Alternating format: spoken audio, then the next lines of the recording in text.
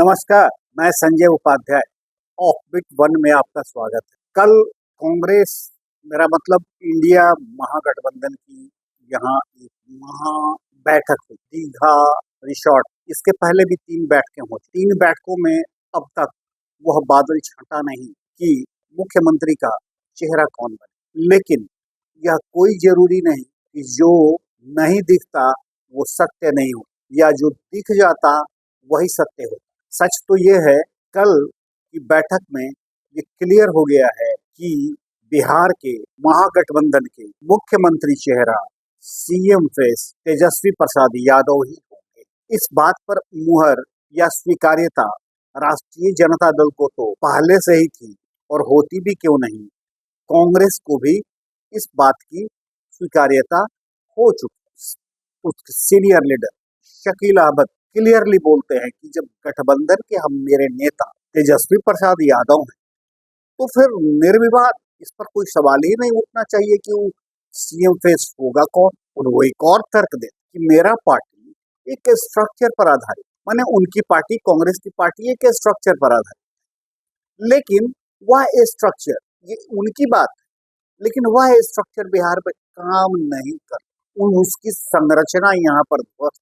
सच तो ये है कि अब तक राजद की घुड़सवारी ही कांग्रेस ने यहाँ पर की है, और जो कुछ भी उसकी इज्जत यहाँ बची या प्रतिष्ठा बची है, वह मेरा मतलब राजद के कारण ही बची। एक जमाना था, वो भागलपुर दंगा के बाद स्थितियां काफी बदल गई, और बदलने के बाद मुस्लिम मत बिदक गया, और उसके बाद पॉलिटिक्स में इतना बड़ा टर्न हुआ, वो खास करके मंडल कमीशन में भागलपुर दंगा के ठीक, तो वो इसके बाद इतना बड़ा टर्निंग पॉइंट हुआ वो इंडियन पॉलिटिक्स में कहें कि वो बिहार के ही नहीं बल्कि जितने राज्य के मुस्लिम हैं वो वहाँ के क्षेत्रीय दलों में समा सा गए, घुस सा गए।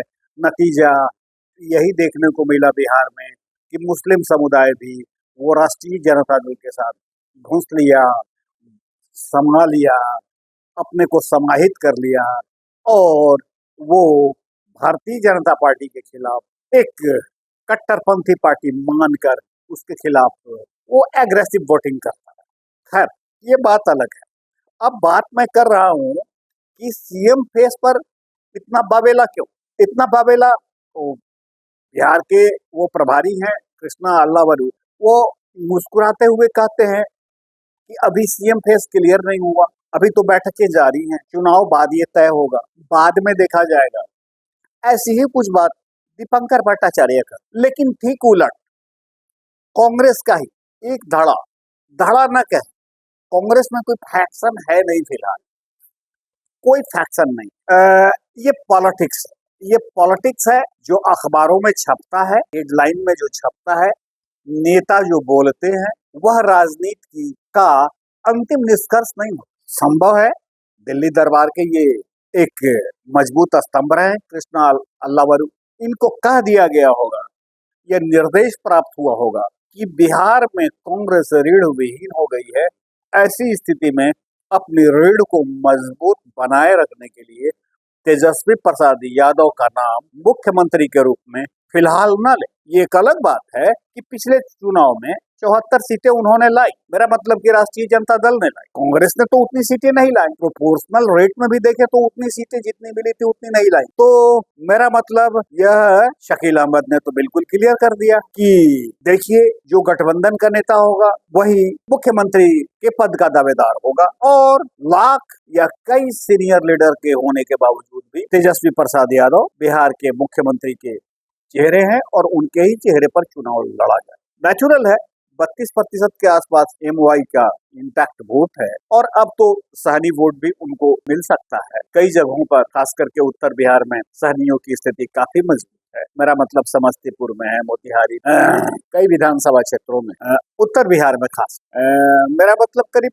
30 या 32 क्षेत्र को वो 30-32 न कहें तो करीब 26 विधानसभा क्षेत्रों को वो प्रभावित करते हैं। मेरा मतलब मल्लाह जिस जाति से सहनी आते हैं, मुकेश सहनी, वीआईपी। और मुकेश सहनी ने भी बिल्कुल क्लियर कर दिया है कि जिस पार्टी की सीटें अधिक आए नेता तो वही बनेगा ना, मतलब उन्होंने संकेत दे दिया है अपनी ओर से। हालांकि मुकेश सहनी उतने परिपक्व राजनीति में माने नहीं जाते, लेकिन तेजस्वी से इनकी गहरी क्षमता, ताजुब यह कि इनकी तेजस्वी से ही गहरी नहीं चलती बल्कि चिराग पासवान से भी गहरी चलती। ये सब पद की बात है, भविष्य अपना देख रहे हैं, मेरा मतलब मुकेश सहनी भी। और बागडोर अभी राजद का इनके हाथ में है, मेरा मतलब कि तेजस्वी प्रसाद यादव के हाथ में। लेकिन एक वह जमाना था जब कांग्रेस की बागडोर भी लालू प्रसाद यादव के ही हाथ, उसकी कमान भी लालू प्रसाद यादव के ही हाथ हुआ। यही कारण है कि अखिलेश प्रसाद सिंह को उन्होंने राज्यसभा के लिए प्रस्तावित किया और भेज भी, स्वीकार भी कर। तो कुल मिलाकर बादल मेरी समझ से अब रहना नहीं चाहिए। ये भ्रम की स्थिति भी ऐसा कुछ नहीं है, कोई पार्टी में, मेरा मतलब कांग्रेस पार्टी में भी कोई एक्शन नहीं है। अखिलेश प्रसाद यादव पहले भी बोलते रहे हैं, तो खैर अखिलेश माने भी जाते हैं, वो लालू प्रसाद यादव के परिवार के एक एजेंट, एक लॉयल हॉर्स के रूप में उनकी पहचान है, तो वो कैसे नहीं वो मानेंगे। राजनीति की नर्सरी, राजनीति का एबीसी की शुरुआत भी उन्होंने वहीं से की थी, अखिलेश प्रसाद सिंह। लेकिन एक बात मैं आपको बताऊं कि कल का जो कार्यक्रम था यह वीआईपी के द्वारा प्रायोजित था और इसमें सिर्फ लगभग चारों तरफ तेजस्वी प्रसाद यादव की तस्वीरें लगी हुई थी और न तो कांग्रेस के किसी बड़े नेता लाइक इंदिरा गांधी, राजीव गांधी आदि, ये किसी के। तो इस पर भी टीका टिप्पणी हुई, चर्चा हुई, लेकिन इस चर्चा में वो तुरंत खारिज करते हुए लोग बोल दिया कि मेरे नेता तो तेजस्वी प्रसाद यादव ही हैं। मेरा मतलब कांग्रेस नहीं बोल दिया, लेकिन कृष्णा अल्लावरू ने साफ कर, माने इस सवाल से वो कटते नजर आए और कहे कि बाद में देखा। तो ऐसा है कि मैं फैक्शन की बात नहीं कर रहा हूं, बल्कि यह एक राजनीति है, ये क्लियर कि